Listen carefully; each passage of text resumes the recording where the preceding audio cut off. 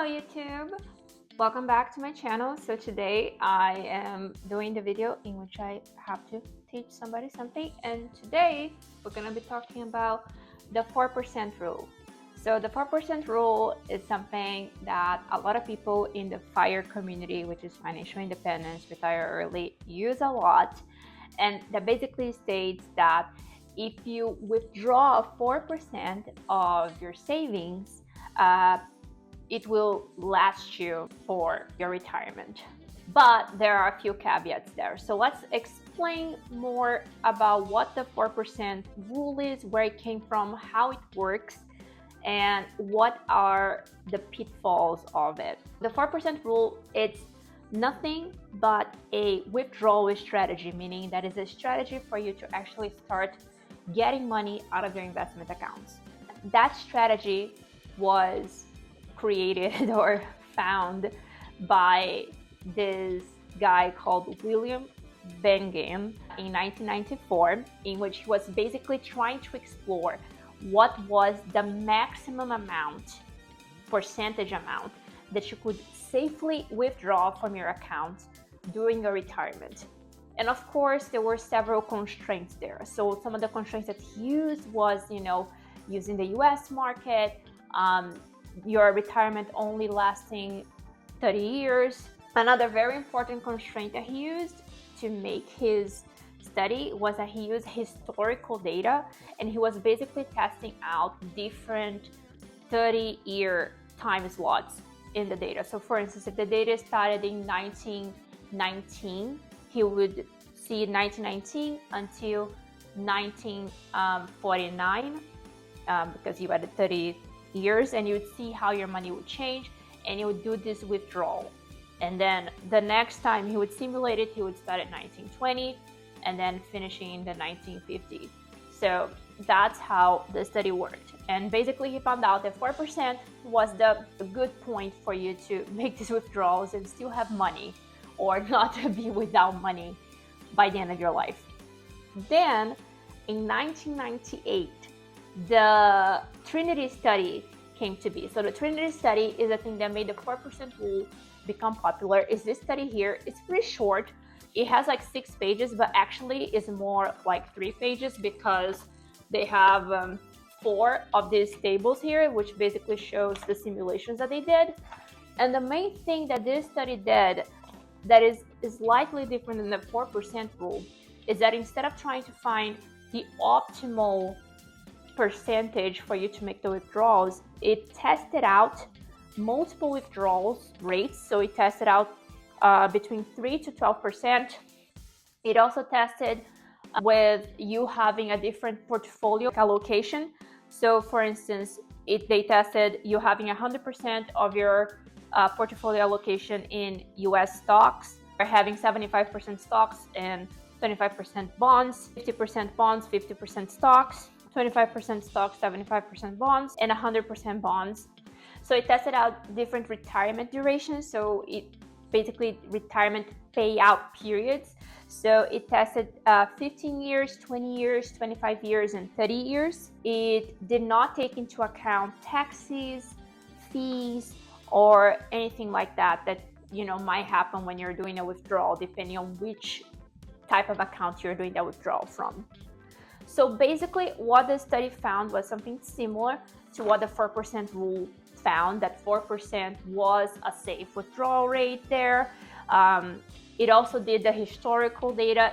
So they also use historical rolling window ranges, meaning that they started at a specific year, follow what happened from that year onwards until, the payout period that they were testing. So if you're testing for a 15-year payout period, they would start at 1 year and end 15 years after that year.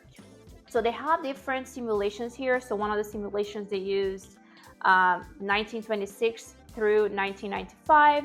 Another simulation they used 1946 through 1995 to remove the big 1929 crisis, to see how that affected stuff. And they also adjusted for inflation, which is something that you have to take into account when you are thinking about retiring, right? Because your purchasing power is important. If you think you can survive on $3,000 now, 20 years from now, those $3,000 don't have the same purchasing power. So what they found out was, again, very similar. Usually on the 4% mark is when most of the simulations were successful. So basically those tables show the percentage of times that those rolling windows actually were successful, meaning ending the window still with some money on your account. And the 4% is basically the thing to go, the thing that was good. Some other things that they found out was that when you do 100% bonds and you have a long time period, a long payout period to go through, so your retirement is going to be very long, you're more likely to be unsuccessful because bonds don't grow as much as stocks usually. So that was one thing that they concluded as well. They also concluded that for stock-dominated portfolios, 3 to 4% withdrawal rates were, exceedingly well. For short payout periods, so 15 years or less, you can of course increase how much money you're withdrawing. So 8 to 9% is what they noticed that was like a good stopping point or a good threshold for the withdrawals. But here are some of the problems with the 4% rule or this Trinity study, right? Especially if you're thinking about early retiring. And they do address that here. One of the first bullet points on their conclusion is that early retirees who anticipate long payout periods should plan on lower withdrawal rates. What do they mean by that? So if you're retiring and you expect your retirement to last longer than 30 years, because if we're thinking about normal retirement age right now being something around 65 years old, and you're going to live until you're 95, so a 30-year retirement. If you're actually thinking about retiring when you're 40 or 50 and your retirement is going to be 40, 50 years long, you need to make the withdrawal rate of the 4% lower. So you maybe need to withdraw 3%, 2%. There is actually a good blog post from somebody that simulated that, and I think they got something around 3.3% or 3.4% as a safe withdrawal rate. But again, this is just one of the problems with this premise. Another problem is that this study uses historical data. So you are assuming that the same things that happened in the past are going to happen in the future. And one thing that people in finance like to say is that previous success, previous experience do not dictate the future. So you cannot predict the future based on past data. So you cannot guarantee that whatever happened in the past is also going to happen in the future. So this is one problem with that, because again, it's using a rolling window with what specifically happened on those time slots. Yeah, and it's really interesting as well, because in one of the paragraphs here of the study, they say, if history is any guide for the future, then withdrawal rates of 3 and 4% are extremely unlikely to exhaust any portfolio of stocks and bonds during any of the payout periods. So they're saying if history is any guide. So of course, you have to, look at data from history and, try to make an educated guess on what might happen. But again, just because something happened in history, that doesn't mean that it's going to happen in the future. Now, going back to the historical thing and how they remove, the time from the Great Recession, they removed World War II. And again, the main reason that they did that is because they were trying to basically simulate in a more truthful way what is probably going to happen in the future, because they aren't, thinking that during a retirement you're going to go through a Great Recession again, or that we're going to go through a massive world war again. So that's why they were trying to clean the data a little bit to give you a more truthful account of what might happen to you in the future. Another problem as well with this study is that it does not use any, international stocks, Basically, the portfolio here is very US market oriented, and it has, of course, US bonds. So if your portfolio is completely different than this, it's not an apples to apples comparison. The other thing as well that this study did not take into account is how much you're paying in taxes, how much you're paying in fees, how much your healthcare costs will be. So none of that is being taken into account here. And those are things that can really affect your success. Because if you think about fees that you're paying for your accounts or taxes, remember the power of compound interest. We talk a lot about compound interest being something that is magical, that can really help you grow your portfolio, but it can also work the other way and really make a dent on your portfolio and eat out a lot of your profit. So that's another thing that they also do not take into account here. Some other strategies that you can use other than the 4% rule, you can always make smaller percentage withdrawals. You can use also more dynamic withdrawals. So if you know that your portfolio did not do as well one year, you can withdraw less. And then on a year that is, yielding you more, is actually growing a lot, you can withdraw more. But one thing that I also would like to do, especially for myself and for people that are thinking about retiring early or that are wanting to see if they can actually be safe retiring the amount of money that they have, is to do something that is called a Monte Carlo simulation.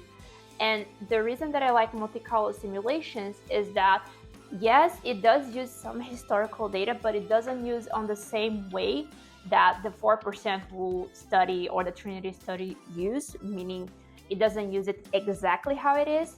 Basically, the way that a Monte Carlo simulation works is that it looks at historical data.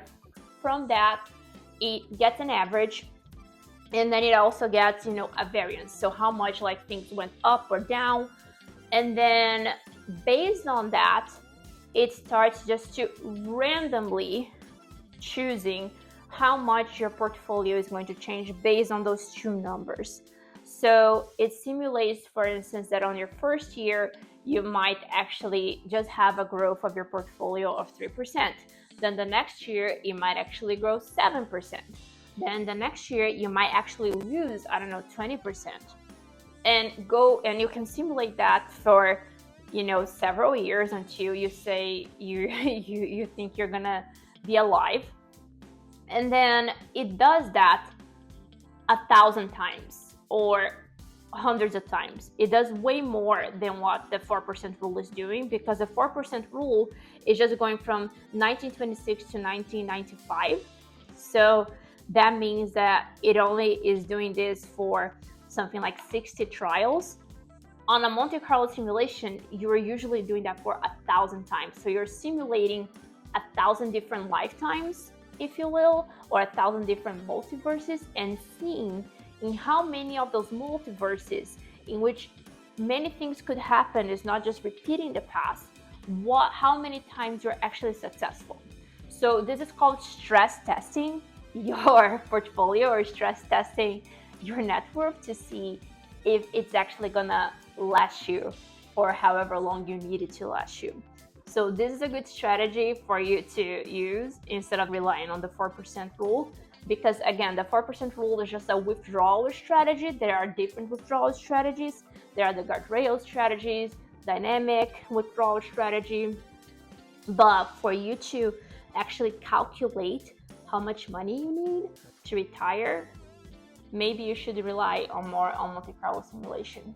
This is the video about the 4% rule. I hope you have learned something, and I hope that you are planning your retirement, because the best time to plan your retirement is now, because it's easier to do it now. Yeah, see you in the next video. Bye.